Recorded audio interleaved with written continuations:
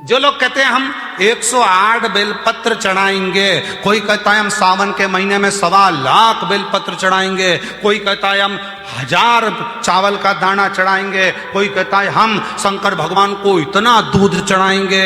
शिव पुराण की कथा कहती है एक चावल का दाना भी अगर दिल से चढ़ाया गया है तो वो 1000 के बराबर है। एक बेलपत्र भी दिल से चढ़ाया गया है वो 1000 के बराबर है।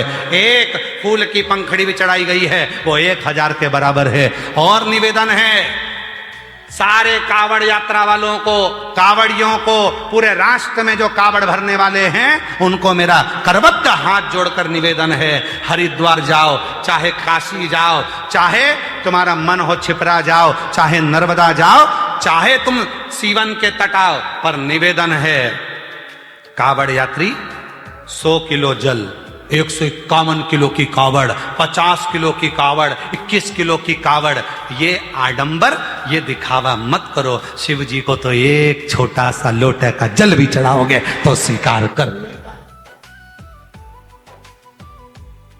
मेरे शंकर भगवान को आडंबर कर कर मत दिखाओ। मैं 101 किलो लेकर चल रहा हूं और 101 किलो कंधे पर लेकर चल रहा है। उधर पत्नी बेचारी की जान सूखे जा रही है, मेरा पति भूखा होगा, माँ बाप की जान सूख करे, मेरा बेटा कैसे चल रहा होगा, किसी का दिल दुखा कर ना ना।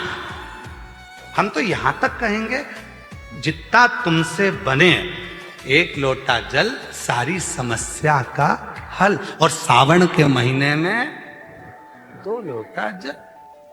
हमने कई माताओं को देखा, हमारे वो सीहोर की एक माता जी हैं, हमारे वो सुनील माथुर की उनकी मम्मा, उनकी माता जी 1 महीने कावड़ चढ़ाती है, पूरा 1 महीने रोज उनके मोहल्ले की कम से कम 20 से 22 माताएं आती हैं, सवेरे 4 बजे इंदौर नाके से निकलती हैं, रोज सीवन माँ का जल शिव जी को पैदल चढ़कर आएंगी, चढ़ाएंगी, फिर गाड़ी में बैठकर ऑटो से घर चले। प्रतिदिन 1 महीने तक की कावड़ चढ़, दिखावा नहीं। 2 छोटे छोटे उन्होंने कलश ले लिए, अपनी 2 रिबिन में बांध लिए और लेकर बोल बम बोल बम बोल बम बोल बम चलता चलता और बाबा को चढ़ा देती है। भाव अब इतना लेकर दिखावा नहीं। मेरे शंकर को तुम्हारे दिखावे की बिल्कुल जरूरत नहीं है। और फिर निवेदन है आप सबसे जो गुरु दीक्षा महोत्सव में आए हैं, शिव दीक्षा महोत्सव में आए हैं, उनसे निवेदन है आप और जगह पर गुरु मंत्र लोगे तो आपको ये चीज लेना पड़ेगा, ये चीज करना पड़ेगा, ये किताब लेना पड़ेगी, वो किताब लेना पड़ेगी।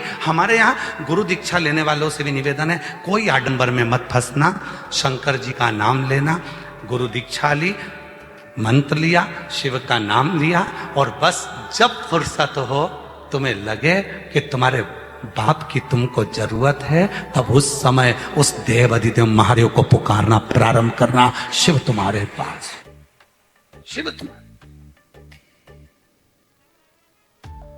कोई आडंबर नहीं करना, कोई दिखा। गुरु वो नहीं जो बाजार में मिल जाए, गुरु वो नहीं जो कहीं मार्केट में मिल जाए, पर गुरु वो जरूर है जो खुद से ज्यादा शिव पर भरोसा करना सिखा दे, वो गुरु।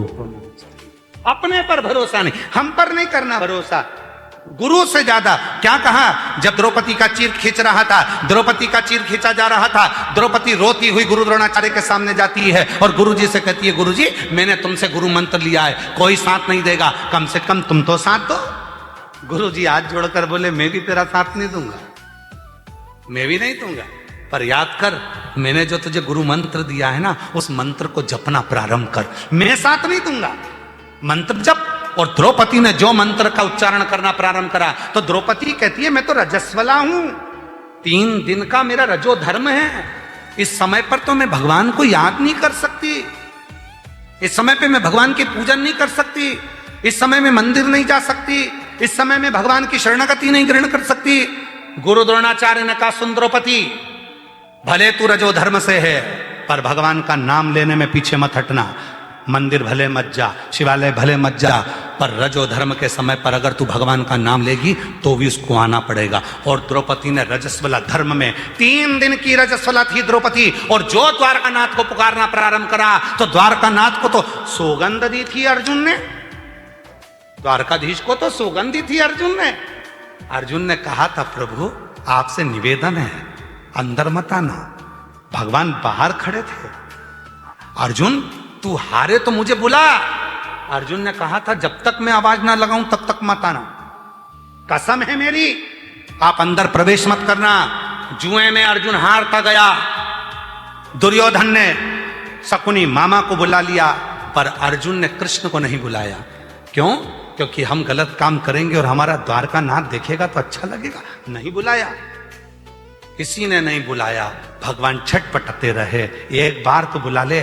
जैसे दुर्योधन ने कहा कि मेरी जगह मेरा मामा खेलेगा, ए अर्जुन तेरे मुख से शब्द निकाल दे कि मेरी जगह चौसर मेरा द्वारका नाथ खेलेगा, तब देख जिता कर बताता हूं। एक बार तो कहे अर्जुन। अर्जुन कहते नहीं है। तब द्रौपदी रजो धर्म से थी। द्रौपदी ने गुरु द्रोणाचार्य से कह दिया मेरा रजो धर्म है, मैं क्या भगवान के मंदिर नहीं जा सकती? भगवान गुरु द्रोणाचार्य ने कहा कौन कहता है कि तू मंदिर जा, कौन कहता है कि तू शिवालय जा, तू तो पुकार उस परमात्मा को। और द्रौपदी ने दोनों हाथ ऊपर कर कर जो द्वारका नाथ को पुकारना चालू करा, तो द्वारकाधीश ने यह नहीं देखा कि रजो धर्म से थी, और द्वारकाधीश ने चीर बढ़ाना प्रारंभ कर दिया। जो चीर बढ़ाया तो शासन थक कर नीचे गिर गया, थक कर नीचे गिर गया। वो नहीं देखता। अब कई लोग कह देते, कई लोगों के मन में आता है इस नदी का जल मत चढ़ाओ, अशुद्ध है। अरे मां, जिसको तुम मां कहते हो वो मां कभी अशुद्ध नहीं हो सकती, वो शुद्ध की शुद्ध रहती है, उसकी मातृत्वता शुद्ध रहती है। मां कभी अशुद्ध नहीं हो सकती। बच्चे की चाहे वो लंगोट धोए, बच्चे को चाहे वो भोजन कराए, पति के चाहे कपड़े धोए, बुजुर्ग के चाहे कपड़े धोए, पर मां शुद्ध की शुद्ध होती है, मां में अशुद्धता नहीं होती। जिस पवित्र नदी का जल, चाहे मां सीवन का चढ़ाओ, चाहे मां गंगा का चढ़ाओ, चाहे मां नर्मदा का चढ़ाओ, चाहे मां छिपरा का चढ़ाओ, चाहे मां सरयू का चढ़ाओ, तुम्हारी मर्जी पड़े, चाहे मंदाकिनी, चाहे गोदावरी, जिस पवित्र नदी का जल तुम भगवान शंकर को चढ़ाओ, तुम ये मत सोचना कि ये नदी अपवित्र है या गंदी है। नहीं, जिस समय तुम जल लेकर जाओगे वो जल भी गंगा जल बन जाएगा और पवित्र हो जाएगा, क्योंकि मां पवित्र की पवित्र रहती है, मां में अपवित्रता नहीं रहती।